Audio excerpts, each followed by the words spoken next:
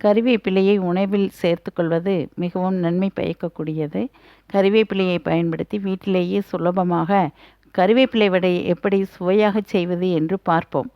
தேவையான பொருட்கள்: கறிவேப்பிலை 2 கப், கடலைப்பருப்பு 3 கப், காய்ந்த மிளகாய் 7, சோம்பு 2 டீஸ்பூன், இஞ்சி சிறு துண்டு, பெருங்காயம் தேவையான அளவு, ஜீரகம் 2 ஸ்பூன், வெங்காயம் 3 பொடியாக நறுக்கியது, உப்பு தேவையான அளவு, எண்ணெய் செக்கில் ஆட்டிய கடலெண்ணெய் ஆர் நல்லெண்ணெய்.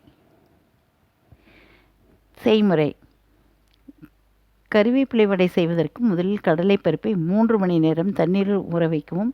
கடலைப்பருப்பு நன்கு ஊறியதும் அதில் உள்ள நீரை வடித்துவிட்டு அதனுடன் காய்ந்த மிளகாய், இஞ்சி, சோம்பு, பெருங்காயம், ஜீரகம், கறிவேப்பிலை, உப்பு ஆகியவற்றை சேர்த்து மிக்சியில் கொரகொரப்பாக அரைத்து கொள்ளவும்.